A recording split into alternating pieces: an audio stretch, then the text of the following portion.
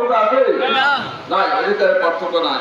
এই জন্য আমরা চাই যে সকল মানুষের নিরাপত্তা থাকবে, সকল ধর্মের মানুষের মর্যাদা থাকবে, নিরাপত্তা থাকবে, আর কোন মন্দির পাহারা দিতে হবে না। ভাইরা বলতে চাই, এই জন্য আমরা হিন্দু, মুসলিম, বৌদ্ধ, খ্রিস্টান মিলে জাতীয় ঐক্য সৃষ্টি করতে চাই। এবং আমাদের পরিচয় হলো একটা, হলো বাংলাদেশি জাতি, এছাড়া আরেক পরিচয় আছে। এই জন্য জাতীয় ঐক্য দরকার। ভাইরা আমি বলতে চাই, এখন দেশের যুবকল্যাণ ঐক্যবদ্ধ চলছে। আমাদের আওয়ামী ভাইদের কিছু দেখে যাওয়ার কিছু স্বৈরাচার লোক আছে, তারা চাচ্ছে ধর্মগুলো বানিয়ে দিয়ে বর্তমান রাষ্ট্রপতি সরকারকে ফেল করে দেওয়া। প্রমাণ দেয় কিনা? আজকে এই সরকারকে বলতে চাই যে আপনারা তাদের চিহ্নিত করুন, এই তৃণমূলের সিন্ডিকেট ভাঙতে হবে, তৃণমূল কমাতে হবে। কি বলে দেয় কিনা? ভাইরা, আপনারা জানেন যে বাংলাদেশ জামাত ইসলামী হচ্ছে ইসলাম কায়েম করতে চায়।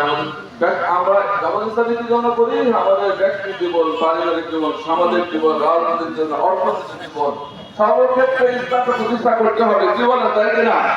যারা জামাত ইসলামের কর্মী আছেন তাদেরকে বলছি যে আমাদের